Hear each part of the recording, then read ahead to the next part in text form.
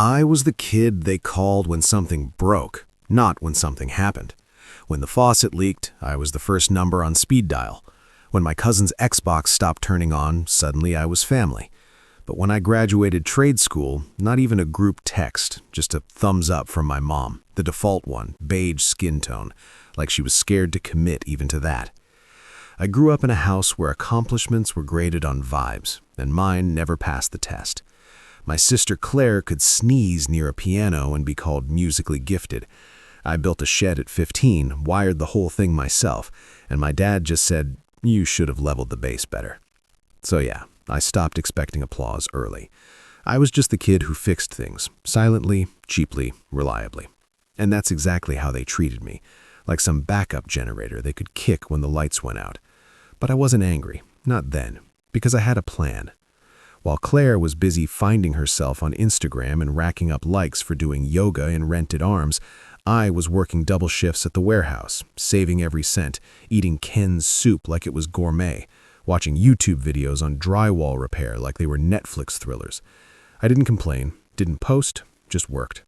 Then came the duplex job, the one that changed everything. A guy from the neighborhood needed a full HVAC overhaul. I didn't blink, took it on solo, finished early, and word got out. Suddenly, I wasn't just the kid who fixes things, I was Nate, the guy who knows his stuff. 2 more jobs came in, then 4, then 10. And one day, I checked my account and realized something wild. I could do it. I could buy a house. Not a mansion, not even a 3-bedroom, just a solid place with a backyard and walls I could patch myself. Something real. And I did. At 26, I signed the papers with calloused hands and a grin no one saw because I didn't tell anyone, not at first. I wanted to do it right. I spent weeks painting every wall, replacing light switches, fixing door hinges that squeaked like haunted dolls. My neighbor across the street, a retired vet with a beer belly and a basset hound named Kevin, gave me a thumbs up when he saw me working. "You're the real deal, kid," he said once, leaning on his fence. That meant more to me than anything my parents had said in 5 years. Still, part of me hoped, maybe hoped too much, that this would be the moment they'd see me. Not as the spare tire, not as the handy one, but as someone worth showing up for. So I caved. I sent a group text to the family. No emojis, no begging, just, "Hey, bought my first house. Barbecue this Saturday, would love to have you all over." Claire left me on red. My dad didn't reply. My mom just wrote, "That's nice. Claire's got big news too." I didn't even ask what it was because I already knew it would be shiny, loud, something with a loan attached and a photo shoot planned. But I didn't let that ruin the moment. Instead, I got to work. I borrowed a smoker from Kevin, bought lights for the backyard, set up a little fold-out table with paper plates and that red checkered tablecloth that only appears when people try really hard to act like a happy family. I even bought champagne, not the fancy kind, just something cold that popped. But by 2 p.m., the only guests were wasps. Not a single message. No, we're running late, just silence. I refreshed the group text. Nothing. So I grabbed a soda, sat in one of the new lawn chairs I'd assembled myself, and waited. Kevin, my neighbor, called from across the street. "You throwing a party or just feeding squirrels?" "Both," I called back. "Only one of them shows up." He laughed. "Save me a plate." I nodded, but my stomach was already twisting. By 3 p.m., the brisket was ready. Juicy, tender, perfectly smoked. I laid it out. Buns, toppings, sides, the whole setup. It looked like something out of a summer cookout commercial, and no one was there to see it. I cracked open the champagne, not the fancy kind, just the bottle I'd saved for when everyone's here. And then I made the mistake. I opened Instagram. Claire had just posted, posing beside a gleaming white SUV with bows on the mirrors, sunglasses on, holding the key fob like she'd won a reality show. Caption, "Dreams come true. Dizzy first ride in the Beast. Thanks, Mom and Dad. Sparkly heart. Hashtag SUV goals." The next photo hit harder. My mom with her arm looped through Claire's. My dad crouched by the bumper giving a thumbs up. They looked proud, giddy, like they were celebrating a wedding. That's where they were. Not too busy, not caught up. They'd skipped my barbecue to take selfies at a dealership. They weren't coming, and they hadn't planned to. I stared at the post for a while, scrolled through the comments, all heart emojis and well-deserved praise. I thought about how Claire had failed her real estate license twice, how she once cried because the dealership offered her a basic loan package, how she told me my mechanic certification was cute. I set the phone down, face down, didn't scream, didn't throw it, just stared at the food, tried to eat. Nothing tasted like anything, not even the brisket, which was probably the best I'd ever made. The champagne went down like glue. I looked around. The lights I'd strung across the fence had kicked on, soft, warm, glowing like they were trying to comfort me. I sat there under those lights, listening to Aretha Franklin play through a Bluetooth speaker, wondering how I'd convinced myself they'd ever come.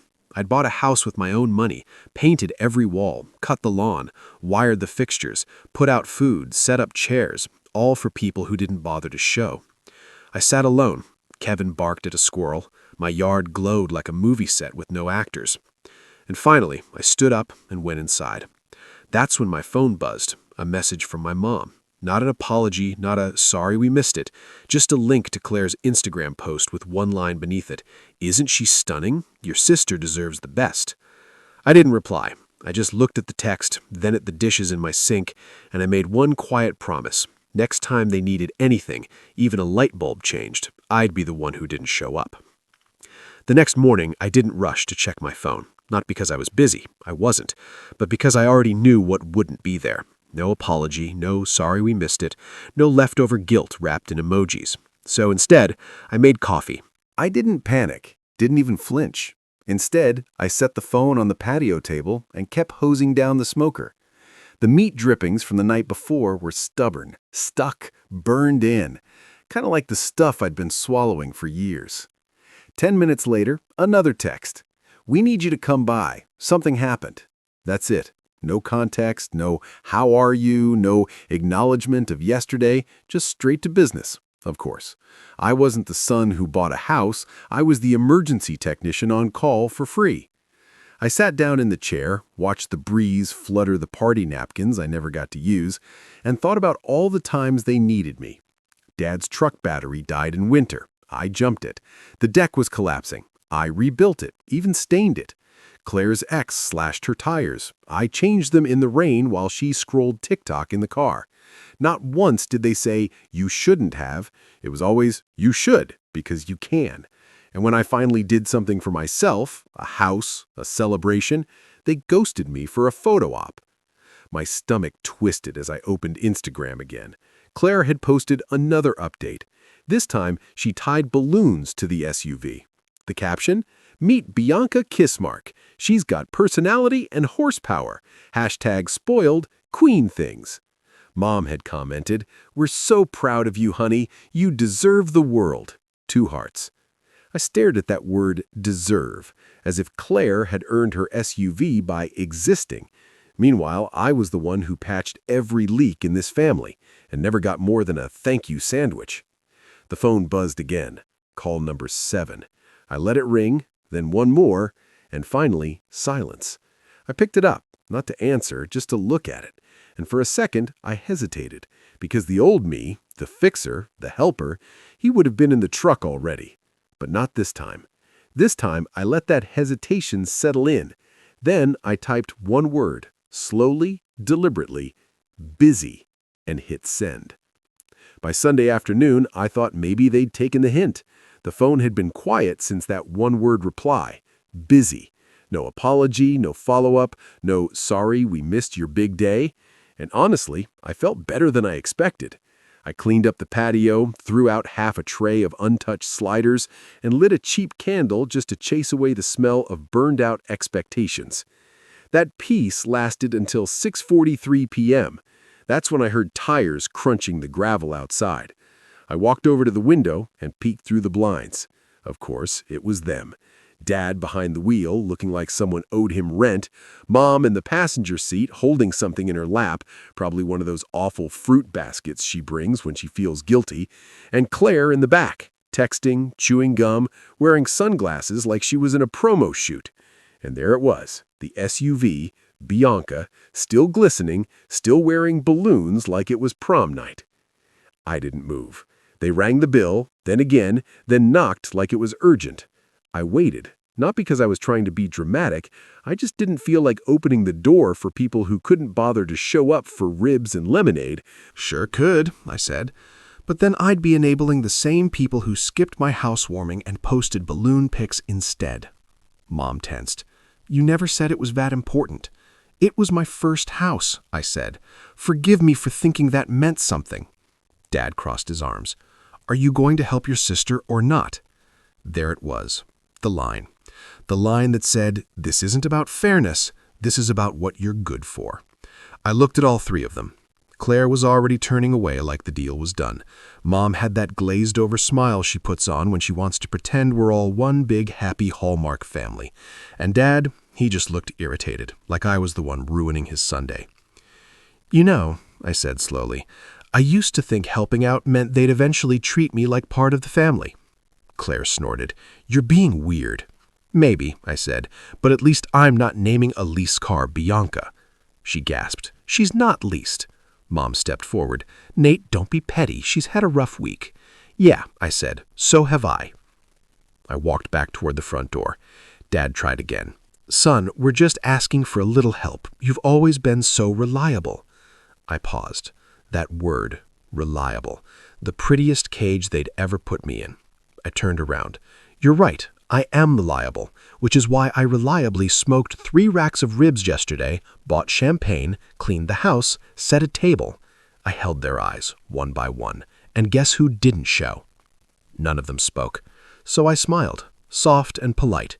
You need a repair? Call a shop. You need free labor? Check Craigslist. But don't come here thinking I'm still the guy who drops everything. Claire huffed. So that's a no?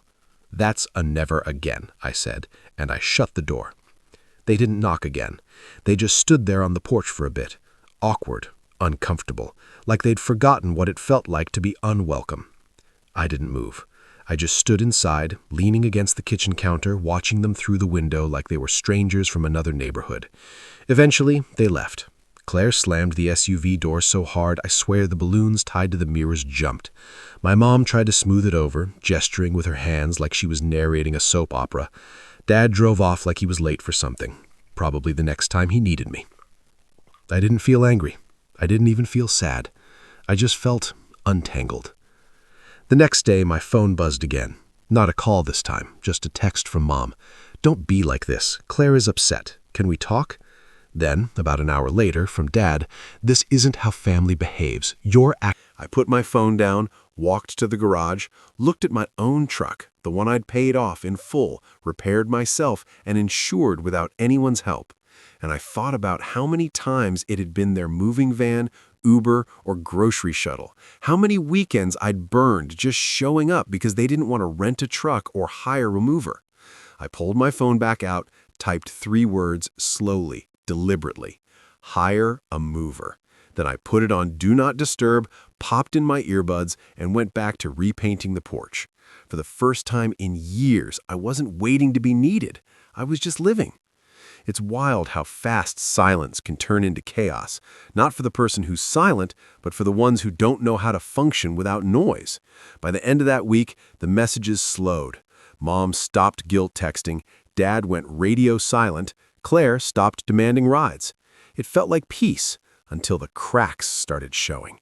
It began with Claire, obviously. She posted a brunch selfie, glass of Ken's champagne in hand, with her usual pout and a caption that read, Self-Care Sunday, don't need nobody, nail polish. But there, right in the corner of the shot, Bianca's mirror, still scratched, still taped. The comments were noticed. Did your SUV get keyed? Girl, what happened to your ride? Loudly crying face. Get that fixed, sis? Skull. Bianca deserves better. And then came Claire's passive-aggressive reply. I would fix it, but some people are too petty to help. Some people. Imagine being the sum in someone else's ego saga. I didn't reply, just screenshotted it and dropped it in a folder I'd made that week called Evidence I'm Not Crazy. Then came the ripple effect. Apparently, their living room thermostat gave out. It was one of those digital ones I'd installed last summer. And guess who used to recalibrate it every time Dad couldn't figure out the app? This time, he tried himself and managed to set the house to vacation mode, which turned the AC off entirely in 90-degree heat. Melanie, my cousin, texted me midweek. OMG, Nate, did you know? Uncle Jeff is melting down, literally. I heard him yelling about smart devices ruining America, faced with tears of joy. I asked, did he call a tech? She said, no, he said you'll come around, he's just waiting you out, LOL. By Thursday, I got a voicemail from Mom. Her voice was that soft, trembly version she used whenever she needed a favor but didn't want to sound demanding. Hi, honey, just checking in. We really could use your help. Something happened with the basement lights. It's probably nothing, but your dad tried looking at it and now everything's flickering. Also, the ceiling fan in the kitchen isn't turning on. I didn't even finish it. I just hit delete. I wasn't angry, just done. Friday came with a new twist. Claire posted a voice note on her story, one of those dramatic rants she thought made her sound empowered. Honestly, family can be so fake. People only support you when it benefits them, but I'm... Later that day, I checked my phone. One message from Mom. We could really use your help. It's serious this time. Serious. That word again.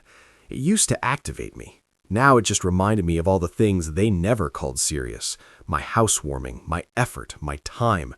They only call it serious when they're uncomfortable. I set the phone down, turned on my porch lights, and sat outside with a beer, legs kicked up, feeling the quiet hum of my own boundaries. Sunday evening was golden. The porch was freshly painted, the new lights looked better than I expected, and I'd just thrown some marinated chicken on the grill for me. No guests, no expectations, just jazz playing through my Bluetooth speaker and a cold drink sweating in my hand.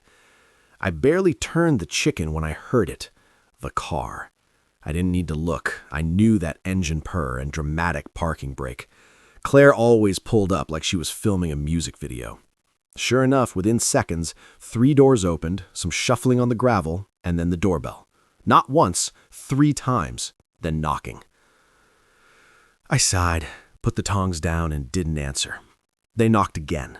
Then Claire's voice rang out, loud and exasperated. Nate, we know you're home, your truck's right there, and we can smell the food. I stayed quiet. Then Dad added, sharp and gruff. Come on, enough's enough. We just need a few minutes. Oh, there it was. The we, like they were a united front, and not just 3 people equally bad at owning a mistake. Then Mom chimed in with that sing-song guilt-trip tone. Sweetheart, we've all made mistakes. Let's not be stubborn. Let's not be stubborn. They really had no idea. After 5 minutes of standing there, enough time for my chicken to start sizzling and for Claire to loudly complain that she was sweating through her lashes, I finally opened the door. Claire snapped. You're so dramatic. I smiled. Says the girlie threw a fit over a mirror. She glared. We came here to make peace. No, I said. You came here because things broke, and the guy who always fixed them stopped showing up. Then I stepped back toward the door. Hope you figure it out, I added, but not here. And I closed it. This time, they didn't knock again. 2 weeks passed. No texts, no calls, no sudden knocks at the door. Just silence, which I didn't mind. I got more done in those 2 weeks than I had in months. Finished the porch, put up string lights in the backyard, built a fire pit, cleaned the garage. The peace was louder than their chaos had ever been. But life, of course, had one more twist queued up. It came through a DM from Melanie, my cousin. OMG, Nate, did you know your name's on the flyer for that community fundraiser next Saturday? I blinked.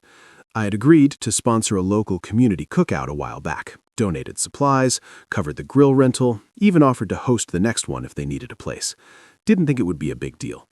Melanie sent a screenshot, right there on the bottom. Catered with support from Nate Ellis, Ellis Property Services. I laughed. The logo looked legit. Kevin must have helped. Turns out, he told the committee about me after I fixed his fence and refused to charge. They asked who helped, and I said the guy next door who throws BBQs no one shows up to, he'd said. Guess they remembered. Saturday came, and I showed up just as people were arriving. There was a banner, live music, a table stacked with ribs, sliders, and grilled corn, and a sign near the entrance that read, "Proudly sponsored by Ellis Property Services," with my name underneath. I didn't ask for that, but I didn't take it down either. Halfway through the event, I spotted them. Claire, Mom, Dad. They weren't dressed for a fundraiser. Claire had on heels. Dad looked uncomfortable. Mom was scanning faces like she was looking for someone familiar. They hadn't seen the sign yet. I didn't approach them, just grabbed a plate, took my seat, and let the universe do its thing. Because eventually, they found it. I watched as Claire stopped, squinted, and slowly read the banner. Mom gasped. Dad's expression shifted. Recognition, then confusion, then something else. Claire looked around, spotted me, and froze. I raised my glass. Didn't smile, didn't wave, just looked at her. She turned away. They didn't stay long, didn't say a word, didn't even grab a plate. By sunset, the event was winding down. A few neighbors offered compliments, someone asked about my business. I handed them a card. And as I packed up, Kevin walked over, clapped me on the back.